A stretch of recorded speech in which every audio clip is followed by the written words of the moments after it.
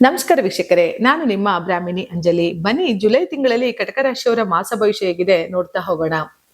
ನೋಡಿ, ಕಟಕ ರಾಶಿಯವ್ರದ್ದು ನಾನು ಯಾವಾಗ್ಲೂ ಹೇಳ್ತೀನಿ, ಚಂದ್ರ ಅಧಿಪತಿ, ಮನೋಕಾರಕ ಚಂದ್ರ, ತಾಯಿಯ ಮನಸ್ಸನ್ನ ಉಳ್ಳವಂತಹ ಒಂದು ರಾಶಿ. ಯಾಕೆಂತ ಅಂದ್ರೆ ಮನಸ್ಸು ಮೃದುವಾದಷ್ಟು ನೋವು ಮಾಡೋರು ತುಂಬಾ ಜನ ಇರ್ತಾರೆ. ಅದಕ್ಕಾಗಿ ಕಟಕ ರಾಶಿಯವರಿಗೆ ನೋವು ಮಾಡೋರು ತುಂಬಾ ಜನ ಸಿಗ್ತಾರೆ.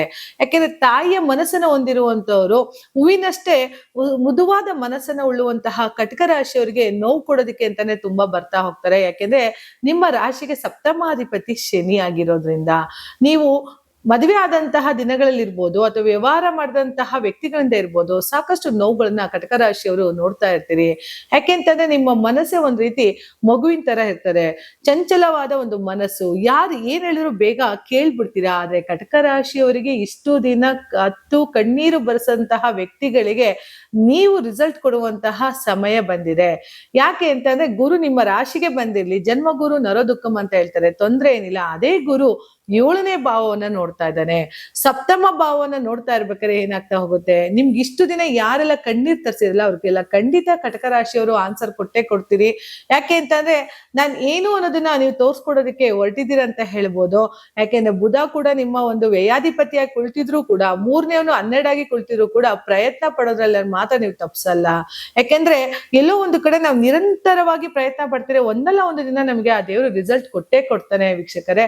ಹಾಗಾಗಿ ನಾವು ಪ್ರಯತ್ನ ಮಾಡೋದನ್ನ ಮರಳಿ ಪ್ರಯತ್ನವ ಮಾಡು ಅಂತ ಹೇಳಿದ್ದಾರೆ. ಹಾಗಾಗಿ ನಾವ್ ಯಾವಾಗ್ಲೂ ಮರಳಿ ಪ್ರಯತ್ನವನ್ನ ಮಾಡ್ತಾ ಇರ್ಬೇಕಾಗತ್ತೆ.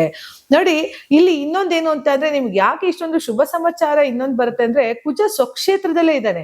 ನಿಮ್ಮ ರಾಶಿಗೆ 10ನೇ ಮನೆ ಅಧಿಪತಿ ಆಗಿರೋದ್ರಿಂದ ಏನಾಗತ್ತೆ, ಒಂದ್ ಸ್ವಂತ ಮನೆ ಕಟ್ಕೋಬೇಕಪ್ಪ, ಜಾಬ್ ಅಲರ್ಟ್ ಆಗ್ಬೇಕಪ್ಪ, ಅಥವಾ ಗೌರ್ಮೆಂಟ್ ಜಾಬ್ ಅಲರ್ಟ್ ಆಗ್ಬೇಕು, ನನಗೆ ವೃತ್ತಿಯಲ್ಲಿ ಪ್ರಮೋಷನ್ ಸಿಗ್ಬೇಕು ಅಂತಂದ್ರೆ ಖಂಡಿತ ಸಿಗುತ್ತೆ. ಕುಜ 10ನೇ ಭಾವದಲ್ಲಿ ದಶಮ ಸ್ಥಾನದಲ್ಲಿ ಕುಳಿತಿರೋದ್ರಿಂದ ನಿಮಗೆ ಒಂದು ಸ್ವಂತ ಮನೆ ಅಂತಾನೋ ಅಥವಾ ಕೆಲಸ ಕಾರ್ಯಗಳಲ್ಲಿ ಪ್ರಮೋಷನ್ ಅಂತಾನೋ, ಯಾರು ಗೌರ್ಮೆಂಟ್ಗೆ ಸಂಬಂಧಪಟ್ಟಂತ ಆಸಕ್ತಿಗಳನ್ನ ಹೊಂದಿದಿರೋ ಅವ್ರಿಗೆಲ್ಲರಿಗೂ ಕೂಡ ಒಂದು ಶುಭ ಸಂದೇಶ ತಂದುಕೊಟ್ಟೆ ಕೊಡುತ್ತೆ.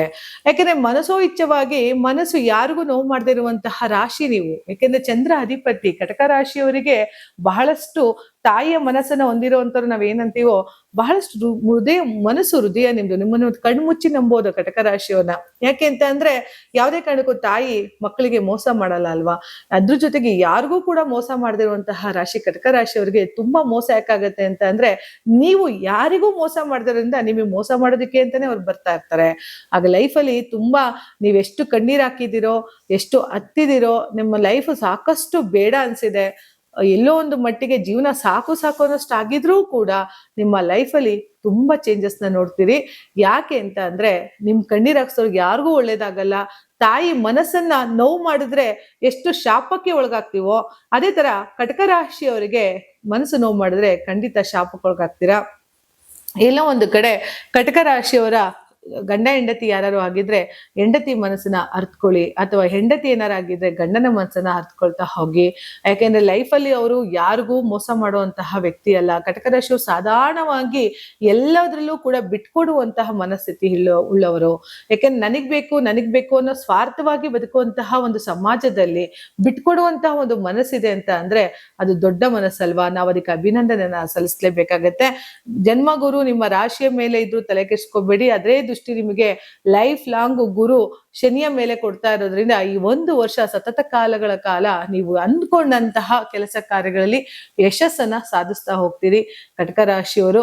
ಮೋಸ್ಟ್ ಆಫ್ ಆಲ್ ಕಟಕ ರಾಶಿಯವರಿಗೆ ಹಿಂದೆ ಇದ್ದಂತಹ ನೋವುಗಳು, ಇಷ್ಟು ವರ್ಷ ಏನ್ ಪಟ್ಟಿದ್ರು ಅಲ್ವಾ ಕಷ್ಟಗಳು, ಅಂದ್ರೆ ಲೈಫ್ ಅಲ್ಲಿ ಅಡೆತಡೆಗಳಿರ್ಬೋದು, ಸಾಂಸಾರಿಕ ವಿಚಾರಗಳಲ್ಲಿ ನೋವಿರ್ಬೋದು, ಮಕ್ಕಳ ವಿಚಾರದಲ್ಲಿ ನೋವಿರ್ಬೋದು, ಉದ್ಯೋಗ ವಿಚಾರದಲ್ಲಿ ಇರ್ಬೋದು, ಸಾಕಪ್ಪ ಅನ್ನೋಷ್ಟಾಗಿತ್ತು. ಖಂಡಿತ ಈ ಜುಲೈ ಮಾಸ ತಿಂಗಳು ಹೇಗಿದೆ ಅಂತ ಅಂದ್ರೆ ಅತಿ ಹೆಚ್ಚು ಯಶಸ್ಸನ್ನ ನೋಡುವಂತಹ ದಿನಗಳಾಗಿರೋದ್ರಿಂದ ಈ ಜುಲೈ ತಿಂಗಳು ತುಂಬಾ ಸಕ್ಸಸ್ನ ತಂದ್ಕೊಡ್ತಾ ಹೋಗುತ್ತೆ. ವ್ಯವಹಾರಿಕವಾಗಿ ನೀವು ತುಂಬಾ ಮುಂದುವರಿತಾ ಹೋಗ್ಬೋದು, ಲಾಭವನ್ನ ತಂದ್ಕೊಡ್ತಾ ಹೋಗುತ್ತೆ. ಬಟ್ ಇದೇ ಟೈಮಲ್ಲಿ ಲಾಭ ತಂದಿನ ಶೇಖರಣೆ ಮಾಡ್ತಾ ಹೋಗಿ. 2ನೇ ಮನೆ ನಿಮ್ಗೆ ಧನಸ್ಥಾನಾಧಿಪತಿ ರವಿ, ಅಲ್ಲೂ ಕೂಡ ವ್ಯಯ ಭಾವ ಹೋಗಿರೋದ್ರಿಂದ ಎಲ್ಲೋ ಸ್ವಲ್ಪ ಅನ್ಎಕ್ಸ್ಪೆಕ್ಟೆಡ್ ಖರ್ಚುಗಳನ್ನ ತಂದ್ಕೊಟ್ಬಿಡ್ತಾನೆ. ನೋಡ್ಕೊಂಡು ಖರ್ಚನ್ನ ಮಾಡ್ತಾ ಬನ್ನಿ. ಅದಕ್ಕೆ ಲಿಕ್ವಿಡ್ ಮನಿನ ಜಾಸ್ತಿ ಇಟ್ಕೊಳ್ತಾ ಹೋಗ್ಬೇಡಿ.